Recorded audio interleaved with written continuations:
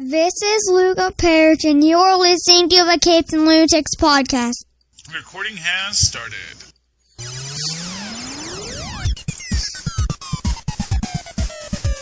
Hello and welcome, friends, once again to Superconnectivity. I'm your host, your happy little cloud himself, Charlie, the Professor Esser. And with me, as always, the man who has the knowledge, the man who has the wisdom and foresight.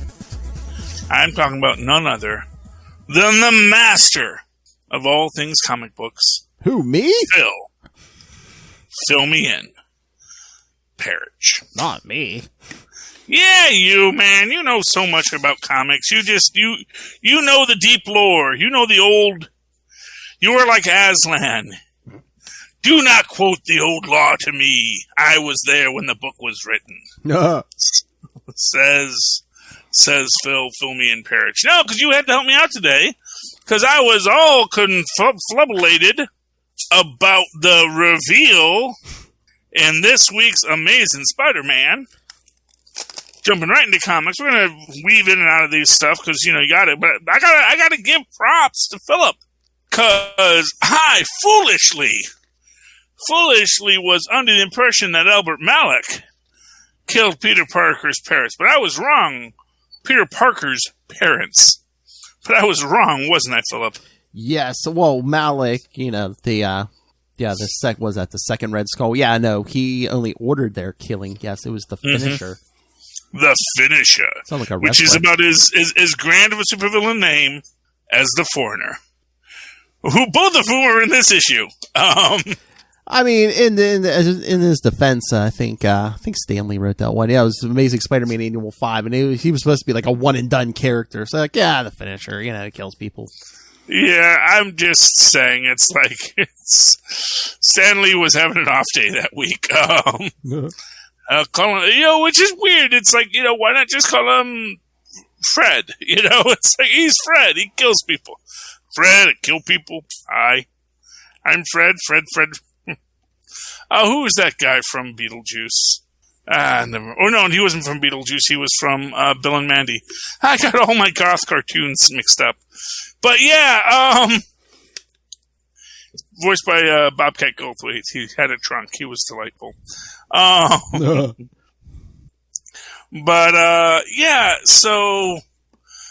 no, it was interesting because, I don't know who this Teresa Parker is, except for a hot Peter Parker, I guess is the idea. It's like, hey, you want to shtup Peter Parker, but you want to say you're straight?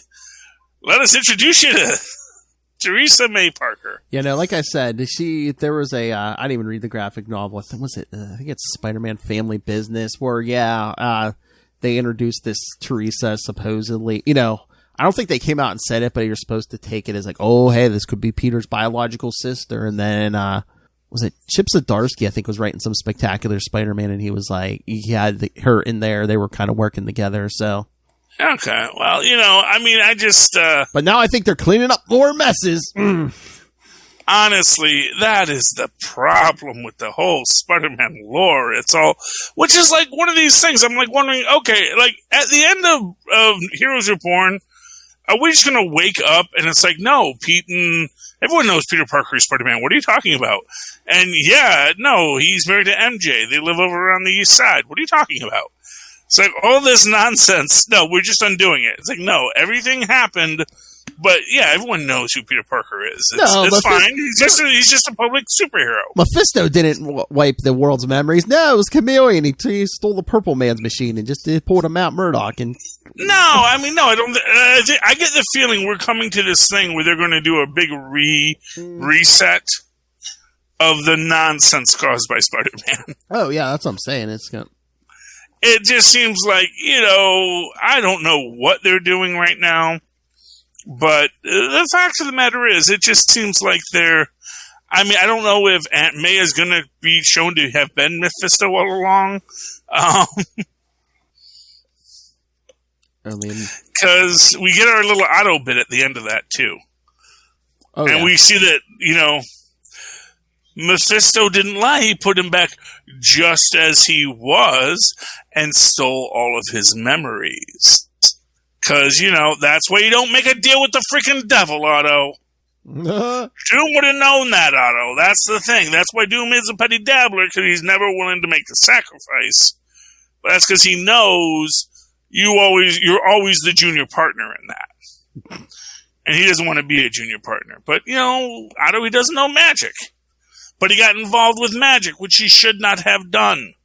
That's the thing. You don't get involved with magic if you don't know magic. You gotta go entreat other people. Gotta reach out to people who know what the heck they're doing. Or was it Mephisto? Oh, you think that... I'm thinking somebody's running a play on everybody. Peter Parker, Otto, everybody. Oh... Hey, nobody got time. Are you coming around to my idea of, oh, God. I don't know if it was him, but somebody. Yeah, the guy from Evil That Men Do. It's like, just somebody who is manipulated. And again, that's where it gets interesting. Like, I'm sorry, I can't connect to it right now. I'm trying to remember the guy's name, but it was like Emery Schwab. It was a very non-plus name. Yeah. Let's see. Yeah, there it is. Spider-Man, Black Cat, Evil That Men Do. The kid who could transport drugs right into your system directly. We're not cleaning this up with no Kevin Smith script. No, man. Hey, you can say what you will about Kevin Smith. Oh, I will. The guy comes up with brilliant ideas. He takes too long to finish, like a lot of artists do, because he smokes the marijuana. And I'm sorry, that's why you don't get things done, because you smoke the marijuana. I drink the beer, and that's why I don't get things done. But somehow it seems worse with the marijuana. Because I can actually go, I actually have it. Marijuana is not supposed to be addictive. You should be able to continue on in your life and just, I'm just not going to smoke today, I'm going to write.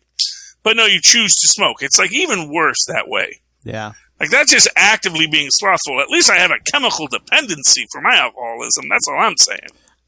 But I mean, science says I'm lazy. But just in this Amazing Spider-Man issue, I mean, I don't think you even get everything they dropped in here. Because, yeah, Teresa, it's like, the chameleon's like, oh, hey, remember when the 90s when I made up some fake robot parents for Peter Parker? Got a little thing in the back of your head saying, maybe things aren't what they see. So I don't know if they're cleaning up her with making her a robot. By the way, am I supposed to take them that the Vulture made the robots? No, the Vulture was just there. Okay, but he got someone to make his... Oh, man. They can tie in some kind of weird Darkhold LMD nonsense into this? I don't know. Well, it was Harry Osborn's plan, although Harry Osborn was supposedly dead at the time. But yeah, he hired the chameleon to do this. He built some robots, and for months, Peter thought it was his parents.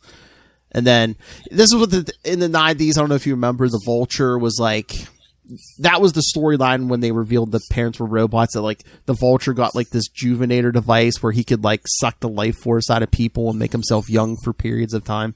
Yeah, I remember that. Yeah, that's what that was. Yeah. I remember that gag. That's a silly gag. Yeah, because they used that in the animated series too. Yeah. Yeah, but I guess when you're reaching, you go to the old standbys and face swaps and you suckers. That's a thing. And then the other big thing, I mean, you were talking about the finisher, but I mean, Betty Brand's pregnant, and I guess she got pregnant by the Ned Leeds clone after Clone Conspiracy. Remember that? But now there's another one. Well, now supposedly this is original Ned. Oh, maybe he's kindred. Why do we say that's original Ned? Well, I don't know. I thought that's how. That's the thing. It's no. How do we know that's just not an LMD? I would say maybe it's original because maybe he's kindred. Oh, he's just been let out of heck, Yeah, because, I mean... Which makes me wonder, is Kindred... are we supposed to think that this... Are they, trying to make Blackthorn a thing? It just hit me. You know who killed Ned Leeds, right? Well, just like the Red Skull killed... Well, Hobgoblin was a cat... Well, Jason Macendale was a coward and hired the Foreigner and his men to kill Ned Leeds. Oh, isn't that interesting? Because he thought he was the original Hobgoblin, but no, that was Roderick Kingsley just brainwashed Ned Leeds into being a because that was his shtick. Yeah. Man, the Hobgoblin. So that's what I'm saying. If this is Ned Leeds out of heck, I mean, he's got scores to settle with people, so. Yeah, I mean, and we see that, the foreigner is all mad at his wife the Silver Sable is mad at her husband, the foreigner, because he's a classic gigolo. He's like taken from the till. This is like a Columbo episode. Unless they remarried, I think they were exes for a while. So, well, they seem to be together. Yeah. They seem to be working together again because she was sick, and I'm glad they addressed it. It's like, yeah, it's so nice to see you. It's like, which is also like, what? Because like you were like all crippled. You were like freaking Christopher Pike the last time we saw you. What exactly happened here? Beep. That's a call back to the last episode of Capes and Lunatics. Tune in, kids. 2 beeps for no, 1 beep for yes, or vice versa. I forget which it is, but anyway. Yeah. So this is like a Columbo episode now, and apparently, the no account husband of the rich lady is like, I've been investing. I haven't been spending the money. I've been investing. We bought a casino because those never go bankrupt, right? And again, it's just a weird thing with super science in this universe. It's like, but the clairvoyant device, if we get the proper energy source for it, it'll predict the future. And it's like, really though? Would it? Haven't we like done this storyline like 6 times? Where, I mean, it's going to predict the most likely future, but that's called gambling. That's literally called gambling. The most likely outcome is it's not going to land on the thing you put it on. It's an Egg McGuffin. It is an Egg McGuffin. But gods and monsters. But the auto thing, I mean, you see when he looks in the coffin, it's empty, so no Tolliver body. Yeah, well, that's... Well, but again, would there be? Because it's... Well, remember, I mean, his final battle with that other Norman Osborn, didn't he threw like a Tolliver clone body at him, didn't he? Surprise and be like, oh, look, I killed the superior Spider-Man. And he's like, nope. Yeah, I mean, it's all... oh, man. Wouldn't it be great if Kindred is just Marconi? Because she had those supervillain vibes, and, doesn't she have that, like, super... Like, has the device that holds all the power cosmic? Was that like one of the dangling threads of the last one that she has the power cosmic? I mean, unless Kindred's lying to everybody, it seems like Kindred's from hell. So I mean, Marconi would have had to die, I guess. Or she just read a book. It's like this is documented stuff in this universe. That's the thing. It's like, remember when like demons invaded New York? That was a thing. It happened. It was like, yeah. And like, the reporters showed up at Doctor Strange's house, and they're like, okay, well, what happened was there was an incursion. Or they went to Reed Richards' house, and he's like, well, what happened was there was an incursion. And here's the science behind it. What, should I not tell everyone? Was that a secret? I don't know.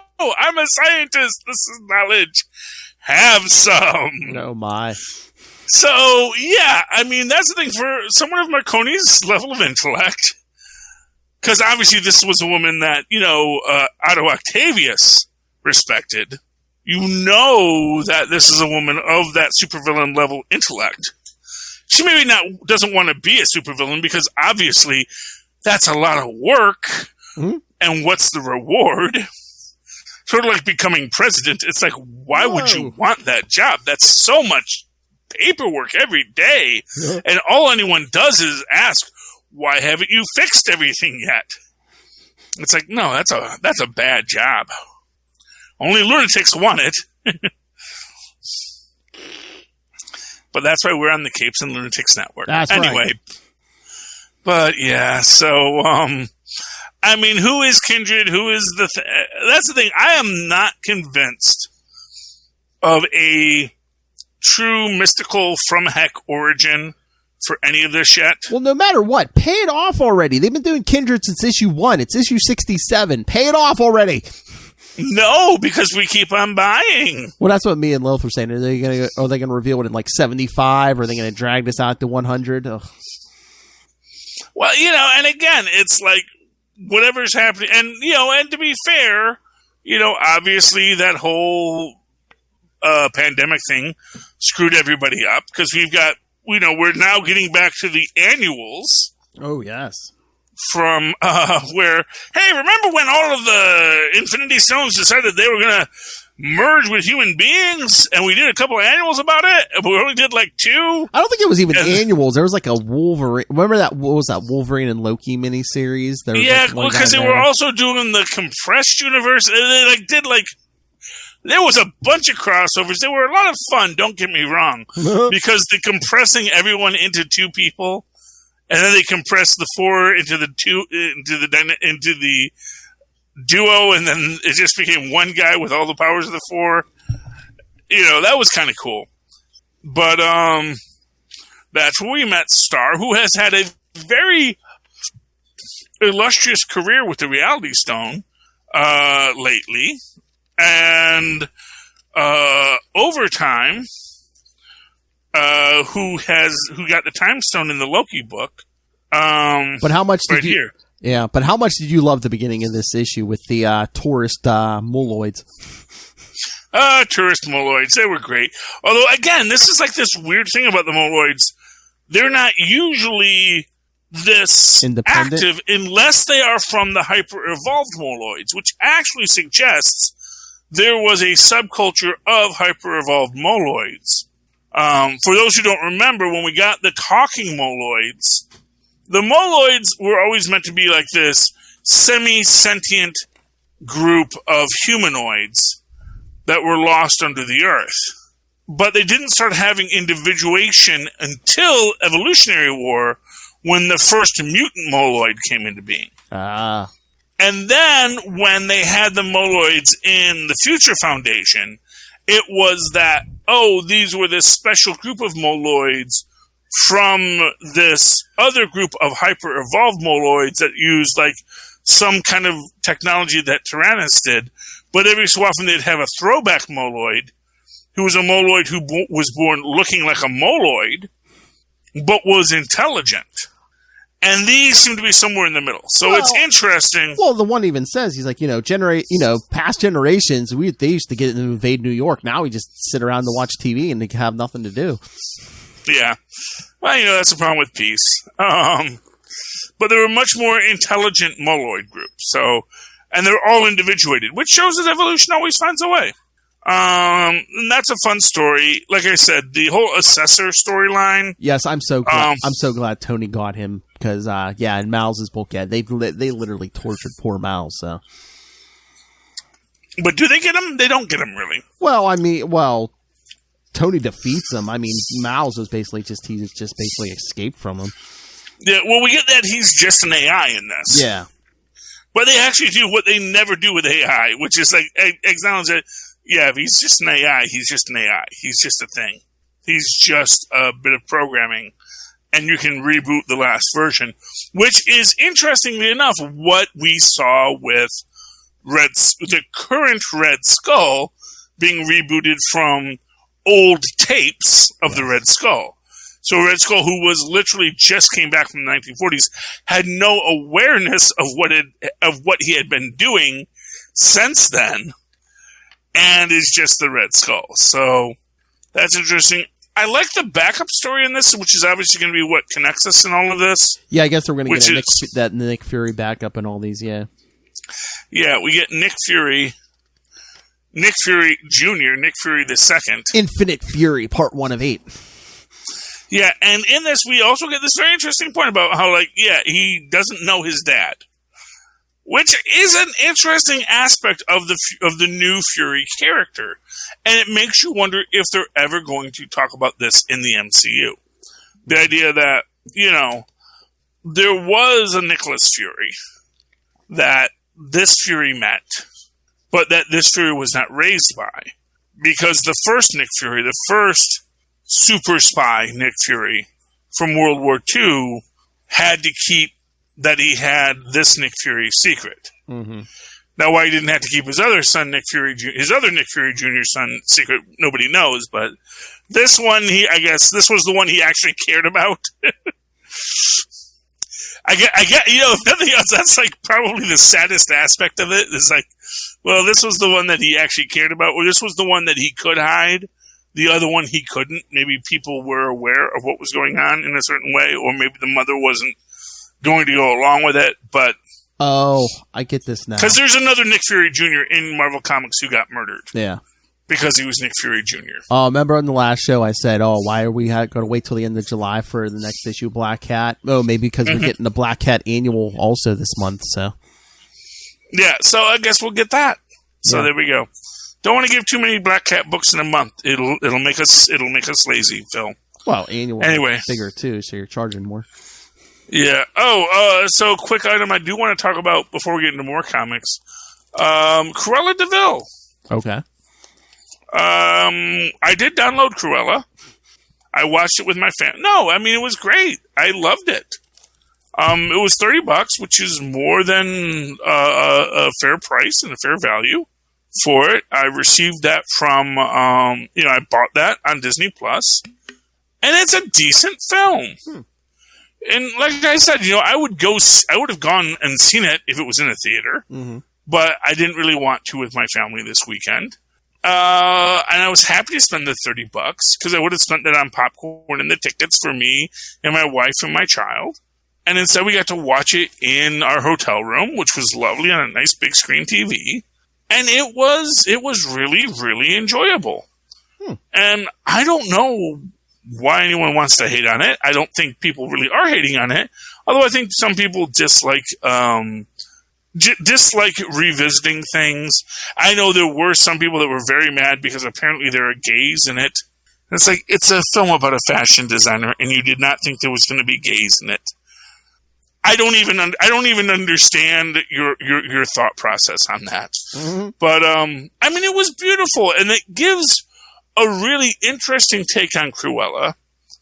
And there is an aspect of it where everyone thinks Cruella skinned these dogs because she did wear a Dalmatian pattern in one of her outfits, and she did kidnap some other dogs in this story, as you do.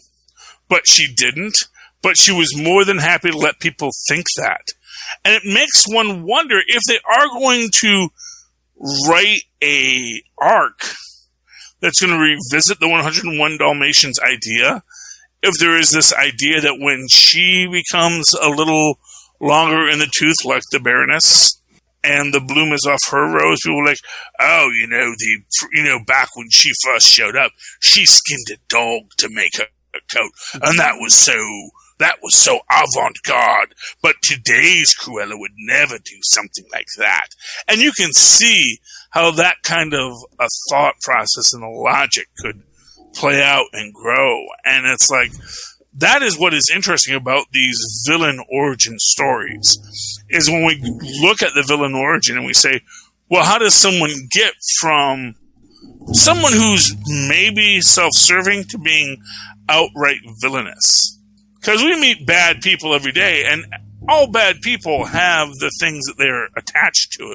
And we see in this with Horace and Jasper, her attachment to them and their attachment to her, their found family bond. And it also explains why, certain villains may keep around certain henchmen because they have a bond to them. But we have to get to that next place, and that next place is absolute villainy. And how do we get there? So I find it very fascinating what they did with Cruella. I do recommend this as a film. And I really am kind of interested in Cruella 2, Electric Boogaloo. Well, that's that. Did they set that up for a sequel? Like, Well, can you see I don't think signs they of a really sequel did. or no? Okay. I'm sorry. No, I don't think they did. I don't think they set it up for a sequel, but I think that you could really explore a very interesting sequel going into who Cruella is beyond. And and you sort of do this with, and they sort of did this with Maleficent, which did get a sequel, and it is this idea that she's got to become the villain, but maybe she has a perspective too. And honestly, there's a very interesting dynamic with her and Horace in this, where it's sort of the idea of we don't always get that. And there was a great line that they gave to Glenn Close's Cruella about how, they call you the villain because you are a woman who deigns to make your own way. And it's such a beautiful line that they gave to a villain that, you kind of want to see that circle squared in it and see a way for Cruella, to come through it. And maybe even with the idea crossing her mind about making a real Dalmatian fur coat, that gets thwarted. She didn't actually do it. Let's remember that. That maybe there's more to the story than we imagine. So, I don't know where it's going, but I'm very excited about where it might be at the end of the story. Anyway, let's see here. Give me a comic you want to talk about, Phil. Immortal Hulk 47. Immortal Hulk 47. Yeah, man. Okay, really upsetting.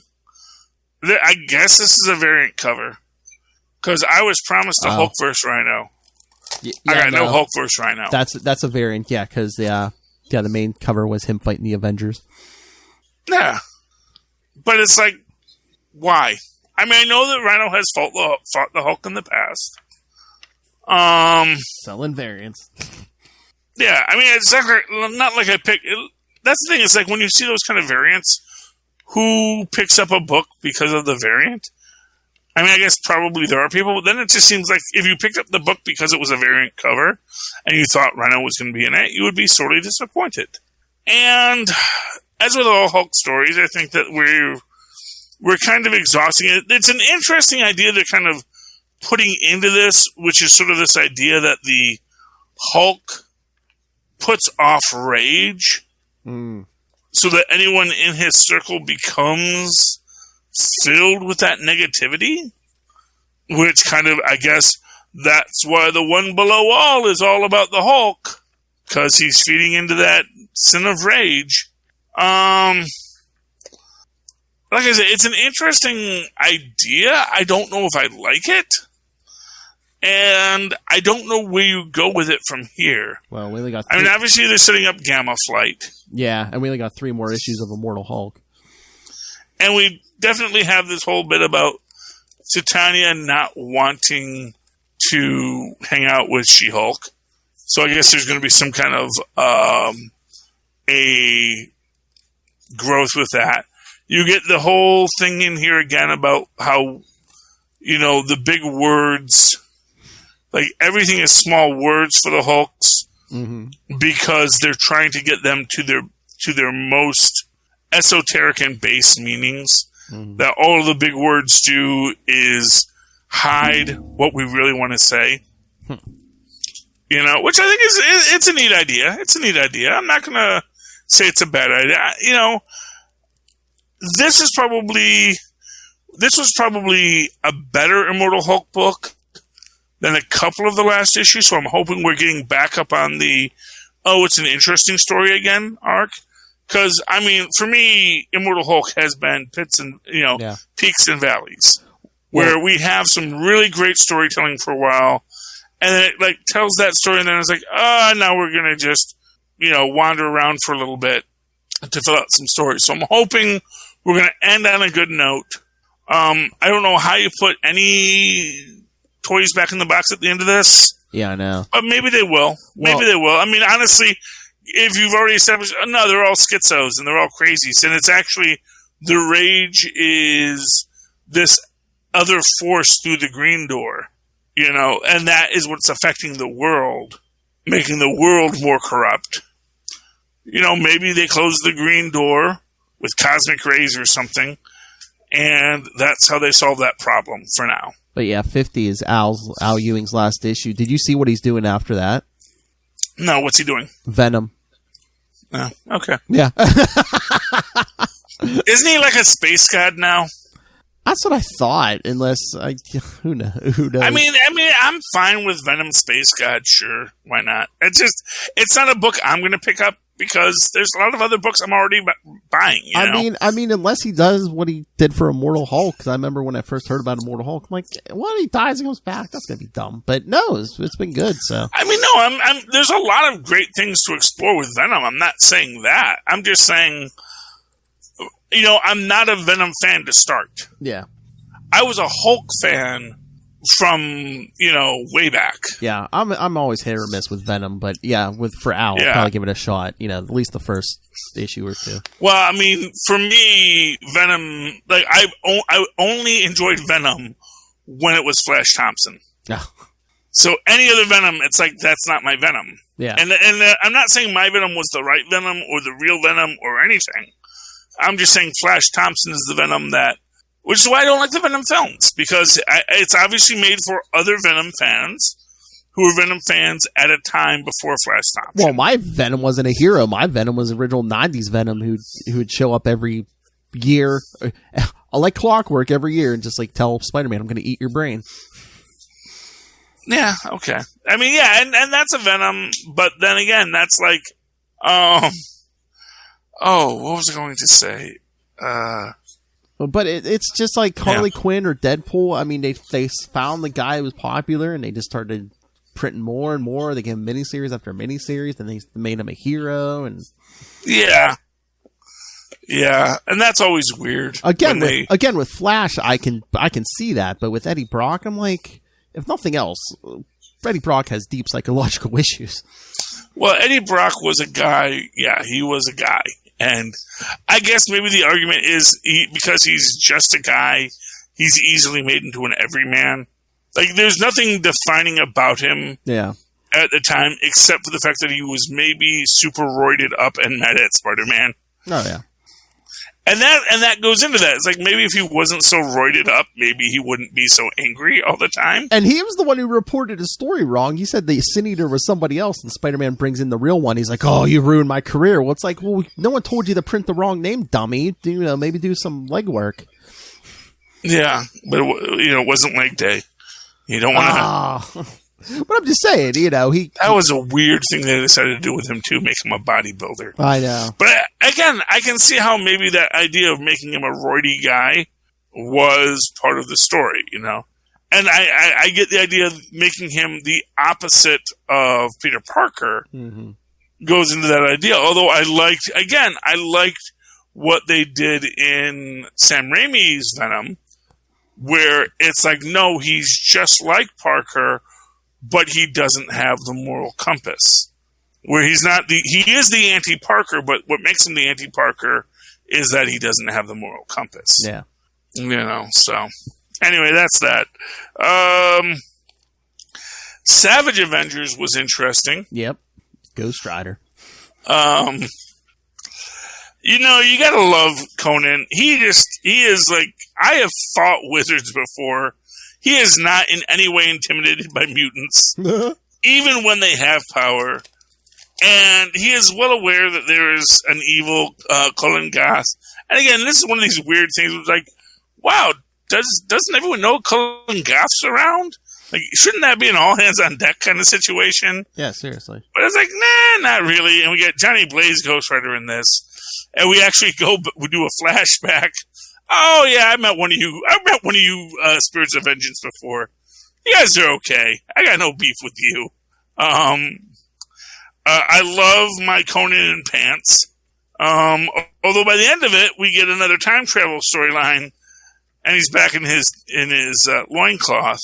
I hope they make some reference like, I kind of preferred the pants. Huh? yes, I have more range of movement with the loincloth, but it was nice not to have my legs always on display.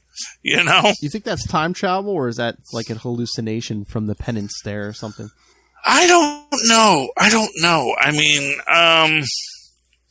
it's interesting. I mean, I would be very disappointed if this is just how they get Conan back in the past. Yeah. Because I don't want that. I like Conan I like my 21st century Conan. I was going to say, it's modern comics. If they were going to send them back, they'd do a big mini-series if everybody guest starred. Yeah, no, I don't think they're sending them back yet. Yeah, although, I mean, to be fair, he wants to go back, but it's like not until he's done with Cullen Goth, He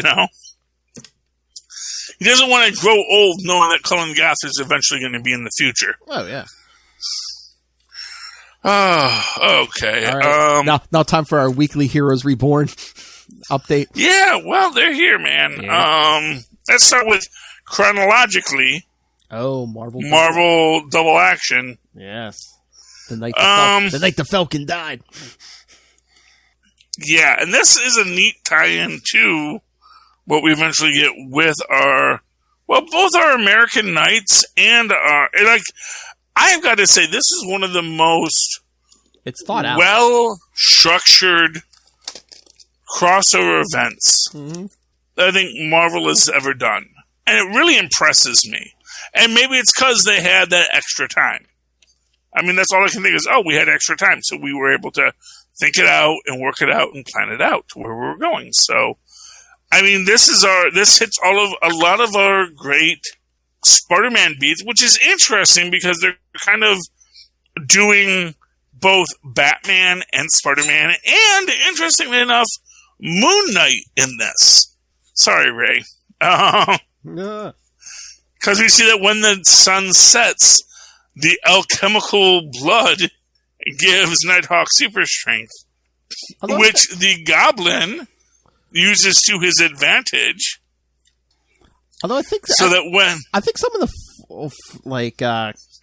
of the other versions of Nighthawk have had that though too, where he gets stronger when the night goes down too. So, I don't know. I mean, I'm sure it's possible. Yeah, but I think Moon Knight did it first. Then, probably.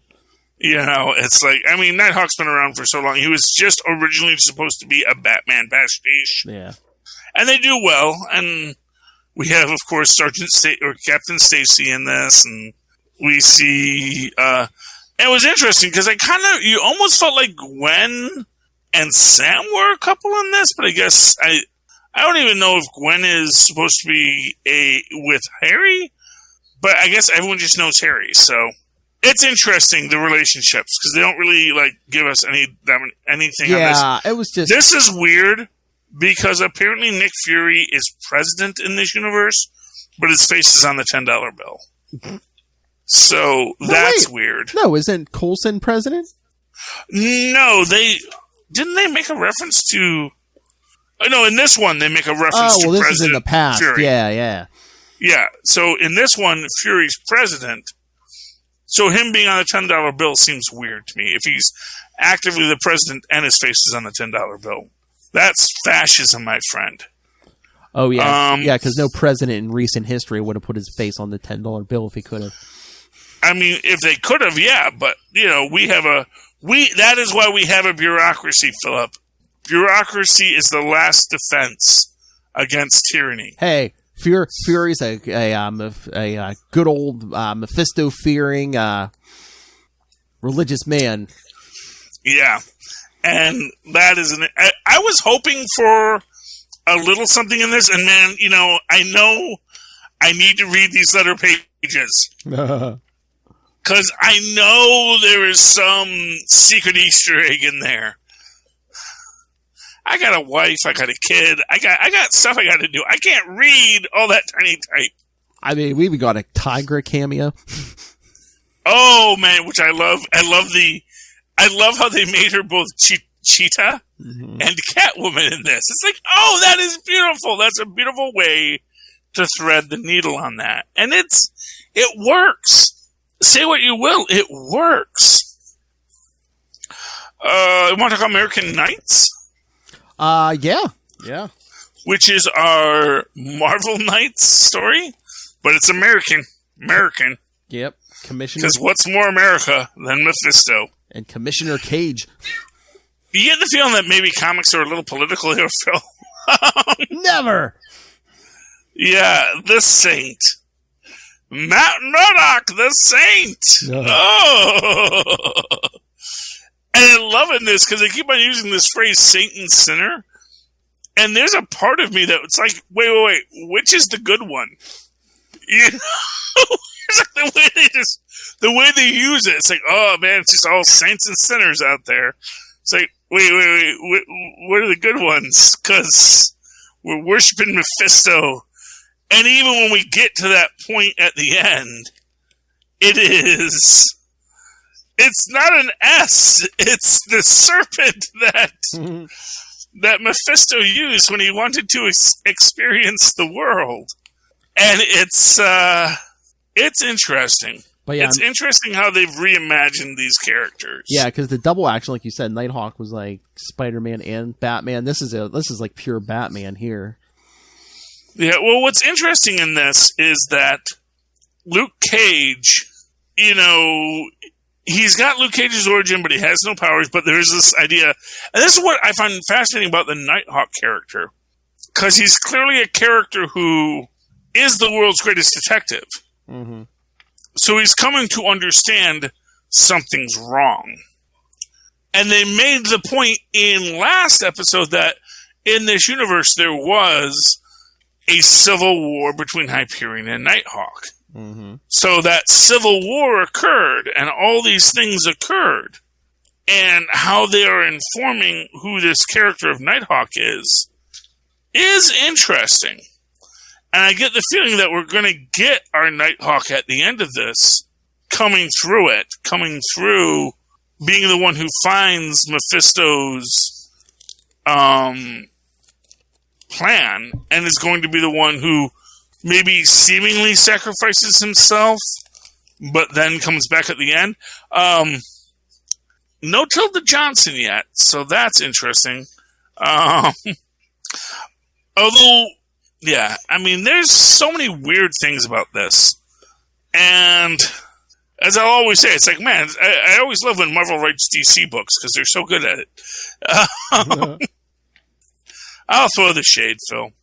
Do you have anything you want to say about Marvel American Knights before we move on to the next piece? No, it's just really good. Yeah, let's get to Heroes. I mean, it's great. I mean, these are all good books, you know. I still got War of the Bounty Hunters left. But no, number 5, Heroes Reborn 5. Heroes Reborn 5. And this, again, this is our Nighthawk-centric episode. And we get, who is, I Am Become the Night. Who is this again?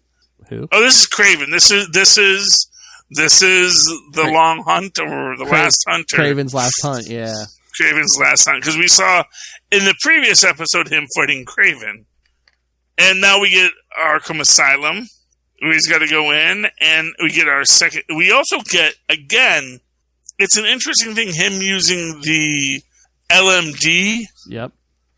And I wonder if that's going to come into it. And again, it's this idea about, you know, here's the thing about writers. They don't care if, you know, Kevin Feige doesn't want something to be canon. Yeah. They're going to see something like Agents of S.H.I.E.L.D. saying, oh, you know, LMDs came to existence because some idiot scientist opened the Darkhold. Mm-hmm. And they go, wow, that's a neat idea. Because it is kind of weird that LMDs exist and they're such really amazing AI, almost as if they had souls. And what if that was a thing? What if someone actually was, you know, using mysticism to make better AIs? And if nothing else, you can even go back to already established canon, both in Nick Fury versus S.H.I.E.L.D. and the Max Fury storyline of LMDs that become self-aware. There is so much going on there. And then the fact that Jim Hammond, in fact, canonically has a soul and dreams, because that's how you know if you have a soul, if you dream. Mm. We also get a flashback to when Nighthawk had the Venom symbiote when he was dating Black Cat. And we see that came to, of course, a Johann Schmidt character, but of course, the Venom really likes Nighthawk better. And in this one, Venom is much more active and sentient.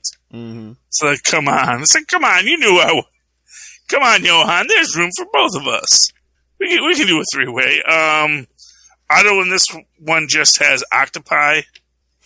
Deadpool again comes back. And in this one, we see that Gwen Stacy eventually becomes a Batgirl kind of character, but also becomes a psychiatrist, but likewise is kind of a Harley Quinn, but also because she is aware in a way, she does kill the Goblin.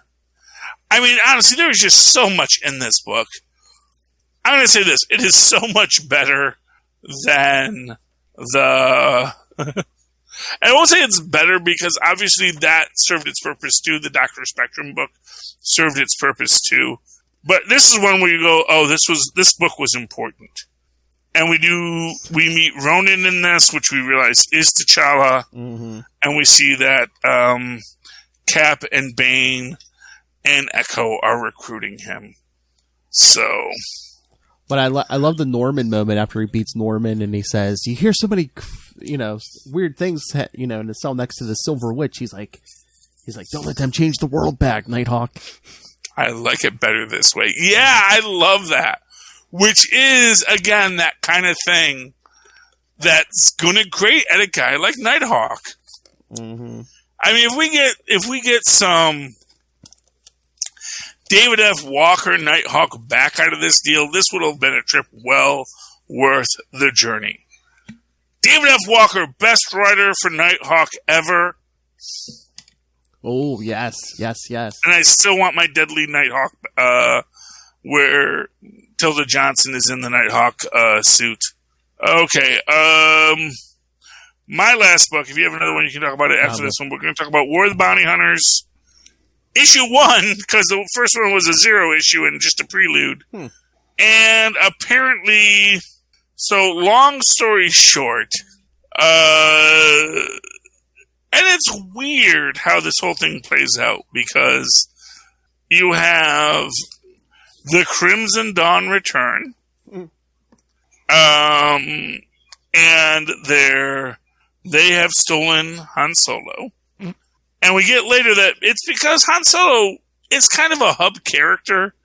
It's like, the gangsters know him, the Rebel Alliance knows him, the Empire knows him, and like the one person who can bring all of these factions in the galaxy together is this one idiot smuggler, because he has been around everywhere, which kind of goes into a guy like Boba Fett, who is also kind of a ne'er-do-well bounty hunter.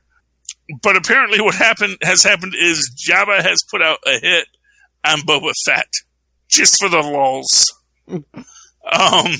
And so all these schmendricks are trying to kill Boba Fett. He's like, I am the world's greatest bounty hunter, right? You know that you're embarrassing yourself, but more importantly, you're embarrassing me. We get the Bughead protocol droid, who was very cool in this. I do like him. His head gets thrown into a sand dune on Tatooine, unfortunately, when Boba comes to figure out what the heck is going on. Goes and talks to Bib Fortuna. And it's like, why does Jabba have a bounty on me? It's like, well, he figured you sold Solo to this other person. It's like, first off, no. And second off, call it off. I got work to do. Because now he knows who has it. And as it turns out, the person who has it, I believe, they call her Lady Kira. And I think that's the chick from Solo, the Star Wars story. Because she makes the point, yeah, you always wanted to save me. Now I get to save you or something. I don't know. But yeah, there's our smug little bounty hunter. He's the one person connected to everybody in the galaxy. Oy vey. I enjoy War of the Bounty Hunters. Again, this was an info dump issue. I am looking forward to them getting back to blowing stuff up. There's a whole thing in there where there's a group of people who can see the future, and this bounty hunter who can see the future. I will tell you your future. I see a sea of red, drowning in a sea of red. It's like, yeah, whatever. I don't care. Mm-hmm. And it's a fun bit, but all in all, it's a good book. If you like Star Wars, if you like that middle series Star Wars, Empire Strikes Back and that, it might be a fun read for you. I certainly am enjoying it, and I think even Tristan likes it. All right, right, Phil, anything else you want to talk about this week? Nope, I think we're good. Well, that's good. So, Phil, we don't have as many sponsors as we once did, but we still have a certain book called Pod Life, the book written by and from the Southgate Media Group family. It's for us in the Southgate Media Group, but if you are listening to the show, you are part of the Southgate Media Group, too. You are part of our family, and you should pick up Pod Life, the book, find out what we are talking about, why we are talking about it, and what it means to be a podcaster. If you go down to our show notes, click on the Amazon link, that's going to take you right to Amazon.com, where, quite frankly, you can buy anything you want in the universe. And while there, you can look at Pod Life, the book. You can get it in both a solid hard copy that will survive the apocalypse, or a digital copy that may or may not survive the apocalypse. That's up to you. Choose wisely. I say buy both and be doubly sure. True. And if you do that and you want to talk to any of us, Phil, how can they reach out to you? How can they help us? How can they give us money through Patreon? Well, the best way to get a hold of us is capesandlunatics@gmail.com, or call the voicemail 614-382-2737. That's 614-38-CAPES. And you can find links to our Patreon, our YouTube channel. Yes, you can watch all our shows. There's video for all of them. YouTube, Patreon, again, everything. All the social medias at Linktree, linktr.ee/capesandlunatics. Very good. And, of course, you can always write to me in the old-fashioned email way, where Maz and Paz once did. At superconnectivityblog@gmail.com. That's superconnectivityblog, all one word, @gmail.com. Listen to me and Maz Manzoor on Full Stream Ahead and the Enough Said feed on both Capes and Lunatics and Southgate. Oh. We will be starting up... Loki starts this coming week. Loki starts next week, so we will be re-upping the Enough Said feed. The Full Stream Ahead feed, it always goes, because it's always Full Stream Ahead. And, of course, you can follow me on Twitter as I live tweet things like Legends of Tomorrow, when it has a new episode, like Stargirl, when it comes back, like Loki, because Disney has said we would like us all to tweet at this time, and so maybe I will tweet at that time. I don't know yet. I'm not saying for sure, but Disney has decreed, since there are groups already doing live tweets of their shows, they said, well, we should put advertising in that spot too. Smart. Mm-hmm. But you can follow me when I do that stuff at Charlie Esser. That's CharlieEsser. Look for the two E's in the middle. For what? For quality. Bing! Thank you, Maz, and thank you, Tristan. No, it's okay. We have Maz on record. He does it always, so. Ladies and gentlemen, you have connected with us once again this week. I do appreciate it. And if you do not identify as either a lady or a gentleman, I still appreciate you listening. This world is big enough for all of us. Tune in again next week as we once again try to connect things superbly on Superconnectivity. Thank you, human beings. Thank you, human and non-human beings. Enough said.